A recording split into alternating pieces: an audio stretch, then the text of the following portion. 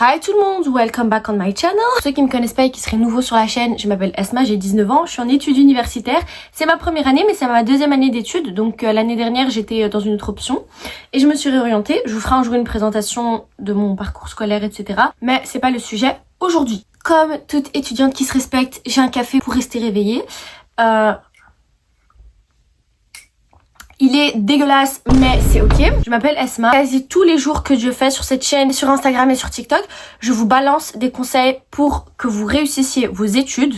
Que vous soyez en secondaire, lycée, études sup, université. Je suis là pour vous faire réussir. J'ai remarqué qu'on me demande beaucoup trop souvent, oui, mais c'est quoi ta méthode de travail? Montre-nous comment tu t'organises, ta méthode de travail, comment t'étudies, comment tu fiches tes synthèses. Eh bien, je vais vous expliquer quelque chose. Sachez que pour réussir vos études, c'est ni ta méthode de travail, ni la manière dont tu fais tes synthèses qui vont te faire réussir. Pour moi, il y a une chose dont personne ne parle et je suis là pour vous révéler tous les secrets. Donc ma meilleure amie qui est en deuxième année de médecine et on a passé toutes nos secondaires ensemble. Pour ceux qui savent pas, je suis belge, donc c'est-à-dire nos années de lycée. On les a passées ensemble, etc. Et j'ai beaucoup pris exemple sur elle parce que elle a toujours été la première de classe. Aujourd'hui, je vais vous donner mes conseils, je vais vous donner ses conseils, les techniques que je lui ai piquées pour venir vous les raconter. Voilà, c'est parti pour la petite vidéo d'aujourd'hui. Commençons. Je vais pas faire par points, etc. Mais je vais vraiment juste vous partager le mindset des étudiants qui réussissent. C'est vraiment ça. Avant même de parler de motivation ou de pas motivation, pour moi, le plus important, ce qui m'a énormément aidé dans ma manière d'organiser mes journées d'études, etc. Même ma vie en fait en général, ma vie étudiante en général, c'est... La première chose, c'est de différencier quand est-ce que je vais bien et quand est-ce que je vais pas bien pour étudier. Je vais vous expliquer. Pourquoi est-ce que je vous dis ça? Parce qu'il y a des jours où t'as pas envie d'étudier, où t'es juste pas motivé. Là, c'est de la discipline qu'on va devoir mettre en place et dont je vais parler plus tard. Par contre, là où beaucoup de personnes tombent, c'est qu'elles vont se forcer à étudier, elles vont culpabiliser, au final elles procrastinent, elles vont rien étudier pendant une semaine, peut-être vous n'allez pas travailler et à la fin vous allez quand même culpabiliser parce que vous n'avez pas travaillé. Vous devez faire la différence entre les jours où vous n'avez pas travaillé par manque de discipline et les jours où vous étiez vraiment mal. Moi je sais que par exemple quand j'ai mes règles, avant quand j'avais mes règles, je culpabilisais de fou malade et je me disais non pourquoi j'ai pas étudié aujourd'hui.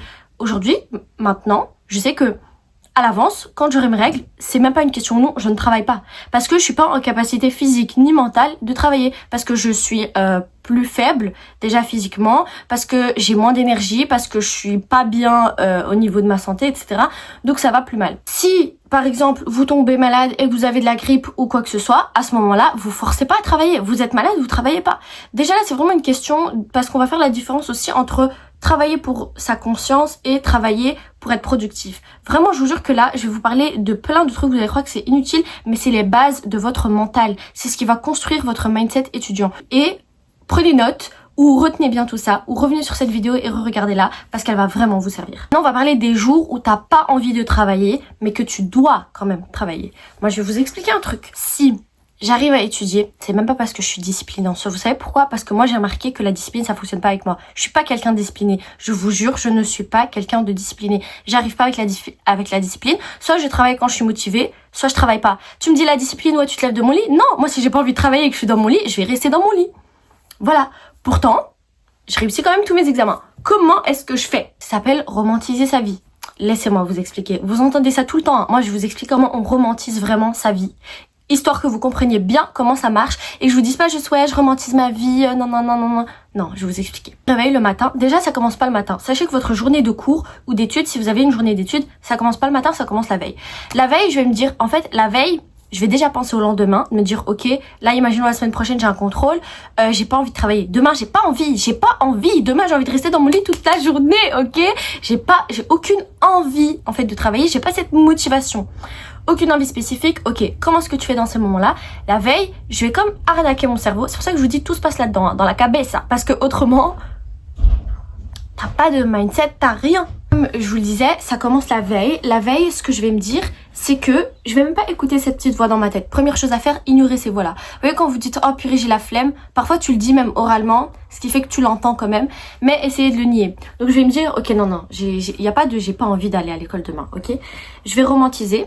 Ça veut dire, moi, je sais qu'il y a des choses que j'aime bien dans mon environnement d'études, parce que sinon la vérité, j'aurais pas fait d'études, ok? Il y a quand même des choses que vous aimez bien. C'est pas pour rien que vous avez entamé des études, surtout universitaires, ça veut dire que vous l'avez choisi, que vous choisissez quelque chose que vous aimez bien probablement pour un futur avenir, ok? Maintenant, ce que vous devez vous dire, c'est qu'est-ce que j'aime dans mes études, ok? Je vous explique. Moi, par exemple, dans mes études, ce que j'aime trop, c'est faire des synthèses. Parce que j'aime bien, c'est esthétique. J'ai pas acheté mes fluos pour rien. Tout le temps, j'achète des nouveaux fluos parce que j'aime trop les couleurs. Là, je vous donne clairement un exemple qui m'est arrivé il y a 2 jours. Hein. J'avais pas envie de travailler. Hier, c'était avant-hier. Et hier, je suis partie à la bibliothèque. Pourquoi? Parce que quand je me suis projetée, je me suis dit, ok, demain, tu vas bien t'habiller. C'est ça, romantiser. C'est faire, en fait, des choses que vous allez aimer. Je vous explique étape par étape comment moi, je romantise ma vie. Hein. Prenez note. Dans votre tête ou par écrit. Bref. Du coup, je commence la veille et en fait dans ma tête je vais me dire, c'est vraiment tout ça, ça se passe dans ma tête peut-être pendant juste 1 minute, hein, mais c'est ce qui va me faire le lendemain aller à l'école. Donc je reviens à ce que je disais, je vais me dire ok, demain je vais mettre une belle tenue, je vais bien m'habiller, je vais me maquiller parce que je me sens plus apprêtée quand je me maquille, voilà, un peu de mascara, etc. Aujourd'hui je reviens des cours là, je suis pas maquillée, je me sentais comme, j'étais en schlag. Je me sentais pas bien, j'avais pas envie d'aller à l'école. Aujourd'hui, c'est une journée nulle, mais je suis partie juste parce qu'elle prenait les présences dans le cours. Bref, c'est pas le sujet, guys. Je me suis projetée comme ça et je me disais, ok, je vais bien m'habiller, je vais me maquiller. Puis le matin, je vais écouter cette vidéo en même temps que je me prépare. Tout ça, je vous jure, pas à négliger. Par exemple, c'est une youtubeuse que j'aime bien, je vais regarder sa vidéo le matin en prenant mon petit déj. Et ça, c'est ce qui va m'aider. C'est tout l'environnement. Ce sur quoi j'essaye d'insister, c'est que étudier, c'est pas juste le moment où tu seras sur ton bureau. En fait, c'est tout ce truc-là. Parce que si je dois aller étudier, déjà moi je vais à la bibliothèque parce que j'arrive pas à travailler chez moi. Voilà, si je me réveille le matin et que je me dis que je vais sur mon bureau travailler, malheureusement, je ne vais pas le faire. Et ce qui va se passer, c'est que je vais rester sur mon lit toute la journée. Donc déjà, ça c'est la première chose, c'est vous connaître. Moi, je sais que j'arrive pas à travailler chez moi, donc je vais à la bibliothèque. D'accord. Mais avant d'aller à la bibliothèque, ce qui va me faire me lever, me préparer, parce que en fait, comme aujourd'hui je me suis levée, je me suis préparée de force, mais tout ce que je vous explique là avec l'environnement, son importance, c'est parce que si j'avais pas mis tout ça en place dans ma tête, je me serais réveillée comme aujourd'hui, j'aurais eu la flemme, j'aurais pas eu envie d'aller à l'école. Et du coup, dans ces moments-là, faut vraiment essayer de vous créer un environnement propice et qui va vous donner envie. Vraiment, faut comprendre que dans vos études, la première chose, c'est ne pas subir vos études. Vous devez pas les subir, vous devez apprendre à vivre avec. Je me dis, ouais, je vais regarder une vidéo que j'aime bien et tout en même temps. Je vais me préparer un petit déj, un petit bol de yaourt, je me réveille un peu en avance, voilà. Et en fait, le fait de vous dire ça la veille, c'est le matin, quand tu vas entendre ton alarme, c'est là où tu as l'excitation. Dans le sens, vous voyez quand la veille de la rentrée, vous êtes tout excité, vous arrivez même pas à dormir et tout. J'essaye de faire ça pour tous les jours en fait, en me donnant envie avec des petits trucs. Donc en gros, je vais me dire tout ce que je viens de vous expliquer là. Et c'est ce qui va faire, je vous jure, le lendemain, quand j'entends mon alarme, parce que moi quand j'entends mon alarme, je me pose des questions. Je me dis, on est quel jour, il se passe quoi aujourd'hui, c'est quoi mon plan de la journée? Genre, qu'est-ce qui t'attend, tu vois? Tu te dis, est-ce que j'ai cours? Enfin, directement, ton cerveau, c'est ce qu'il se dit. Et du coup, je sais que la veille, je dois procéder comme ça le lendemain, ce petit instant où mon cerveau il se pose cette question, il se dit ah purée j'ai trop hâte, je vais manger mon petit bol de yaourt et tout, en regardant ma petite vidéo et je vais me préparer, je vais me maquiller et tout. Et ça va me donner envie. Deuxième chose, c'est généralement le plus gros problème qu'on a, c'est le manque de motivation et quand on n'arrive pas à se mettre au travail.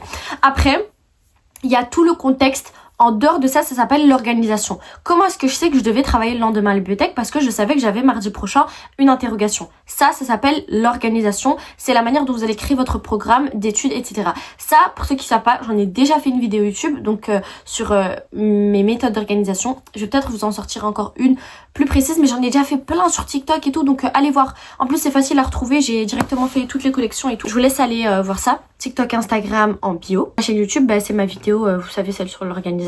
Donc voilà. Maintenant, la partie qui vous intéresse le plus, ça va être la partie la plus importante de la vidéo. Et c'est là où je vais beaucoup m'inspirer des conseils de ma meilleure copine Intello. Intello, première de classe, la plus intelligente, voilà, qui a les meilleures méthodes de travail.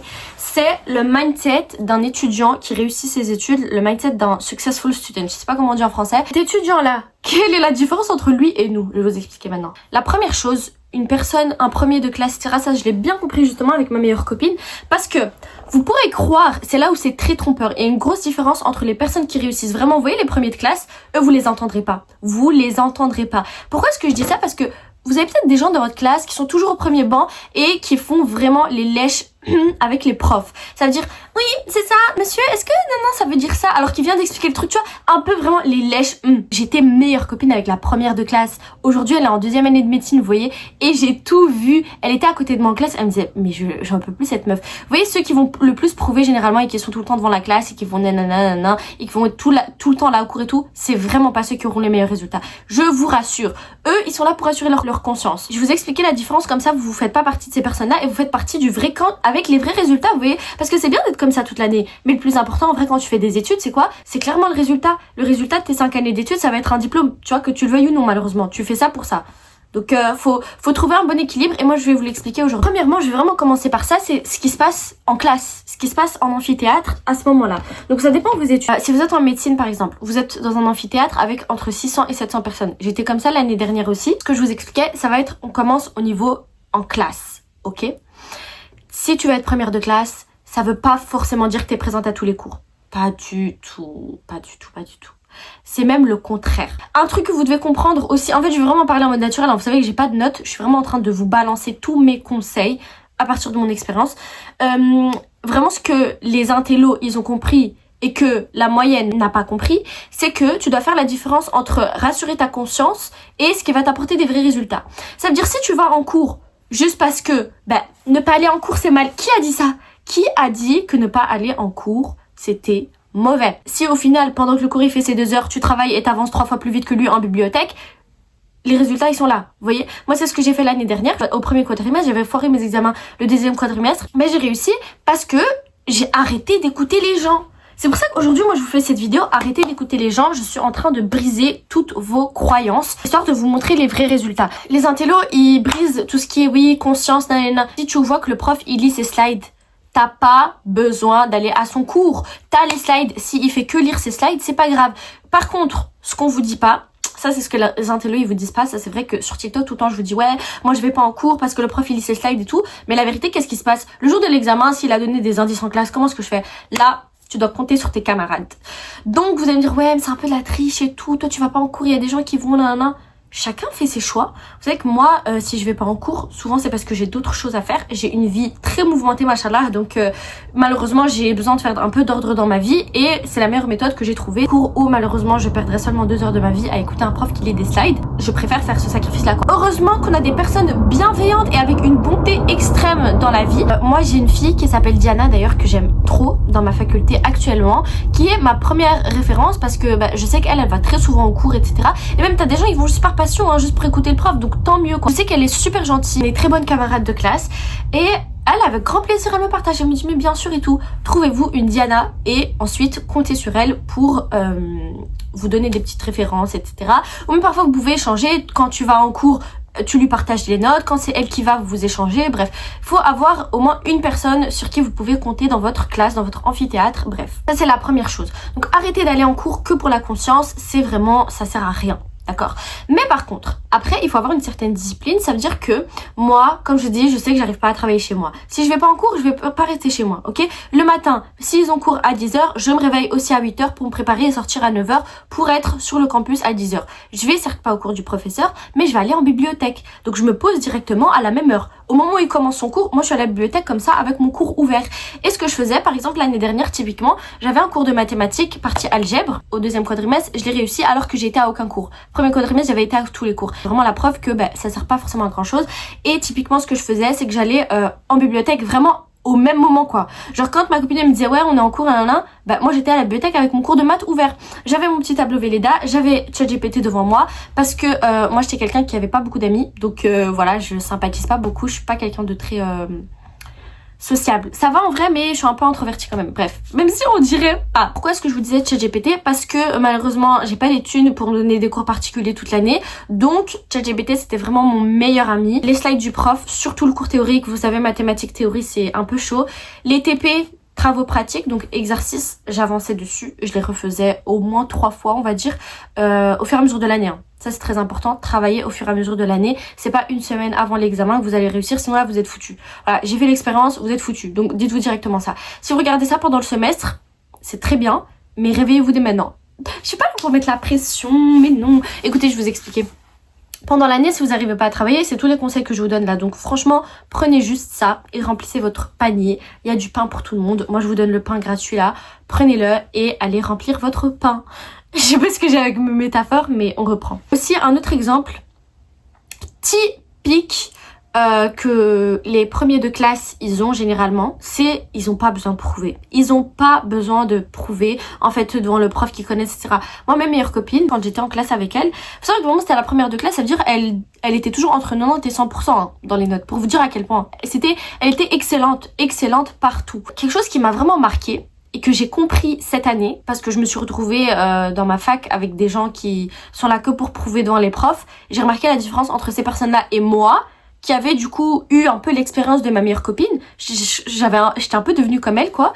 Un truc qui m'avait marqué, c'est que j'ai remarqué qu'en classe, déjà c'était une fille qui levait jamais la main. De temps en temps, et c'était déjà trop Dora parce que c'était que les moments où, tu sais, la prof elle allait poser une question qu'elle savait que personne connaissait. Et elle était en mode, bah ouais, je connais. Parce que quand je l'ai vu passer dans ton cours, je suis partie faire des recherches dessus, etc. Mais très subtil comme ça. Et je vous disais un truc qui m'a choquée, c'est que ils ont pas besoin de prouver. Et ça, que ce soit elle ou d'autres personnes, parce que moi, faut savoir qu'en secondaire, j'étais dans une classe de scientifiques. Donc mon option c'était sciences fortes et on avait aussi les maths fortes. Donc pour les françaises, ça équivaut à spé maths, spé physique. On avait beaucoup d'heures de bio, bref, c'est option scientifique et mathématiques aussi. Donc j'étais qu'avec des intellos, ils ont tous fini en médecine ou en polytechnique. Je vais vous donner un petit peu un exemple et c'est pour ça que j'observais beaucoup parce que moi j'aime beaucoup m'entourer de personnes qui réussissent. Vous voyez, tu prends exemple et tu deviens au final comme eux. Il y a 4 personnes intelligentes dans la salle, crois-moi que tu deviens la 5e. Et ce que je veux dire par là, c'est déjà le fait que elle va pas lever sa main tout le temps et tout parce que en fait c'est vraiment une question de confiance en soi. Eux ils se connaissent, ils savent qu'ils sont intelligents ou même parce que c'est pas tant une question d'intelligence parce que ça encore une fois c'est très subjectif, mais ils savent ce qu'ils valent. Ils savent qu'ils ont fait l'exercice chez eux et qu'ils connaissent. Ils se sont entraînés, ton exercice, ils l'ont refait 10 fois. Ils ont pas besoin de prouver à la prof qu'ils connaissent, vous voyez. Et du coup, elle était là et elle corrigeait juste sa feuille. Déjà, ça, c'est un petit truc qui me choquait parce que rien que moi, quand j'étais là, tu sais, la prof, elle demande, t'es en mode, oui, je connais la réponse, je peux vous la donner, quoi. Et elle, non. Pas du tout. Et par exemple, quand on voyait d'autres personnes dans notre classe qui étaient là en mode, oui, madame, non, elle était un peu là en mode, sans parler, hein.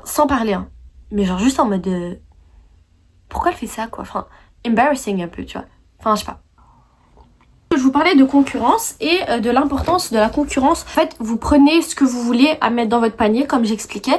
Parce que ici, je vais parler de réussir, mais je vais aussi parler pour ceux qui veulent réussir.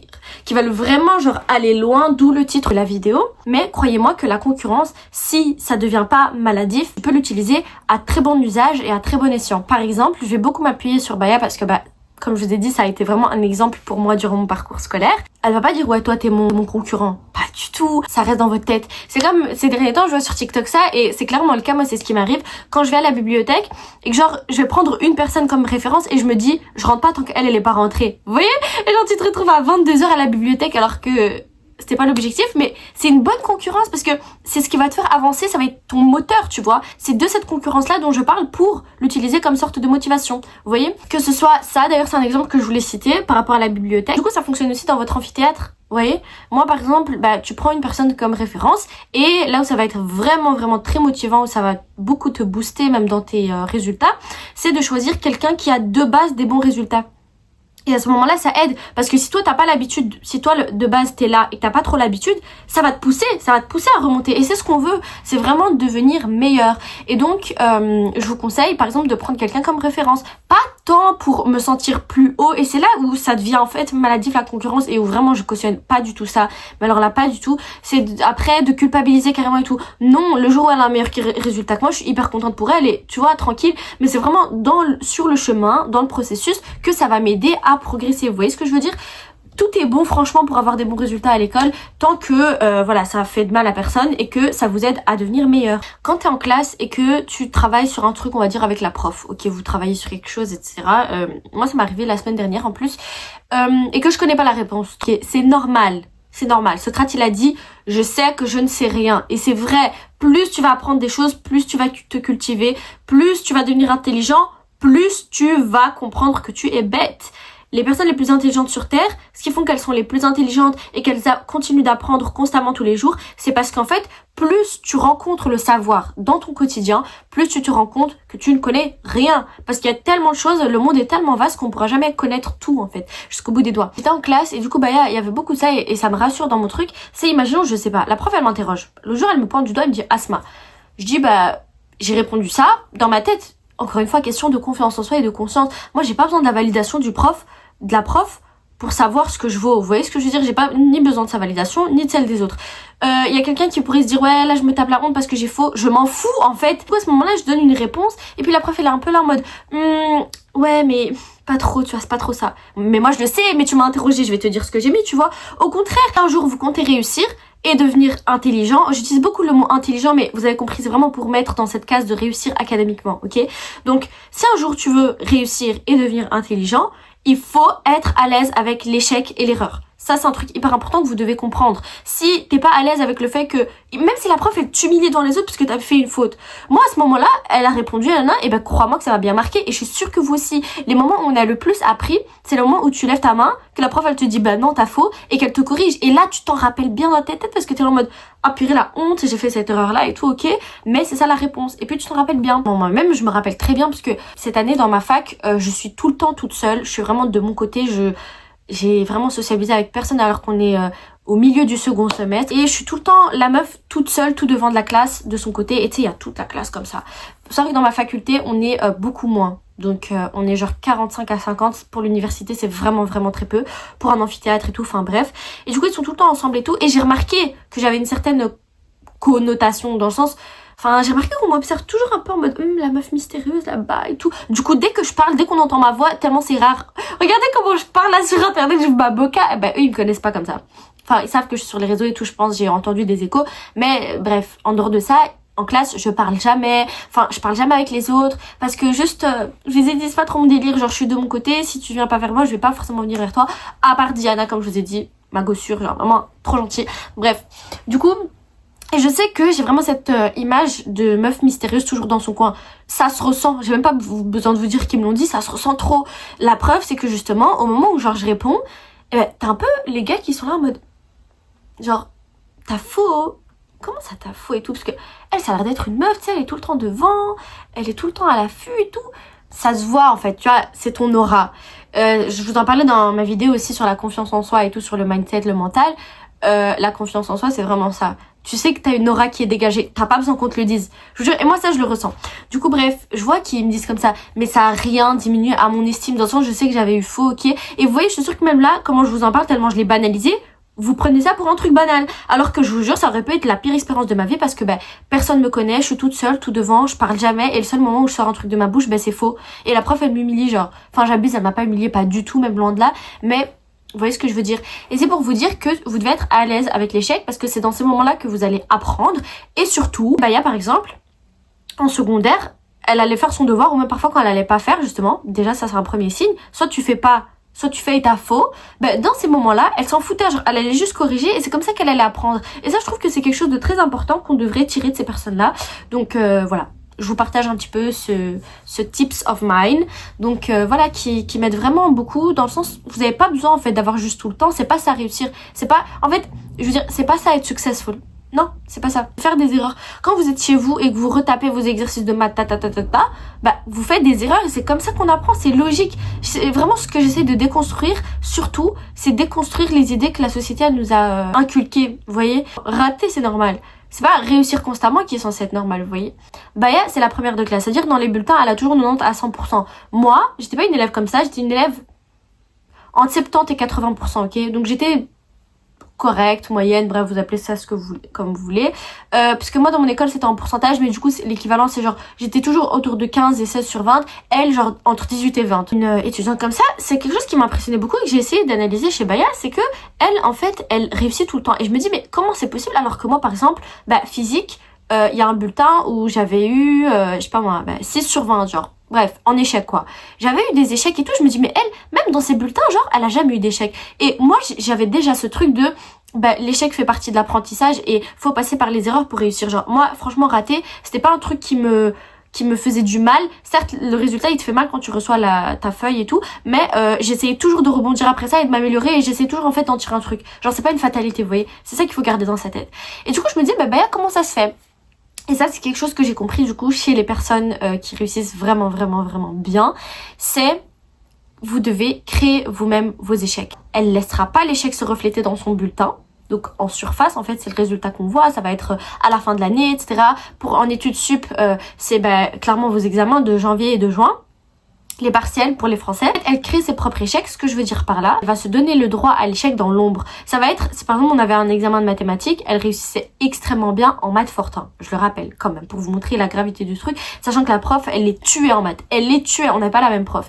Donc c'est spé-math, ok? C'était hyper chaud. Elle réussissait extrêmement bien. Elle n'est pas née en réussissant les maths. Vous voyez ce que je veux dire? Et elle crée son échec comment? Quand elle travaillait chez elle. Dans le sens, elle refaisait les exercices au moins 10 fois, jusqu'à ce qu'elle comprenne le raisonnement, jusqu'à ce qu'elle le retienne très bien par cœur, limite dans sa tête, jusqu'à ne plus faire l'erreur en fait. Tu dois pas, ça c'est quelque chose que j'ai compris, tu te donnes pas le droit à l'échec quand t'es devant ta feuille d'interrogation ou devant ta feuille d'examen. C'est pas à ce moment-là c'est trop tard. Ça c'est le résultat. C'est comme un marathon. Demain, je vais pas me dire je vais aller courir un marathon et je vais réussir. Non, parce que je sais qu'il n'y a pas eu de préparation. Il faut se préparer à la réussite. Et donc pour se préparer à la réussite, il faut passer par un échec. C'est toi qui choisis où tu installes ton échec. Alors je termine cette vidéo sur ça, j'ai tellement de conseils à vous donner. Du coup à chaque fois que j'ai des petites idées etc, je vous fais un TikTok 30 secondes, 1 minute. Donc n'hésitez pas à me suivre sur Instagram ou TikTok si c'est pas encore fait. Et courage dans vos études.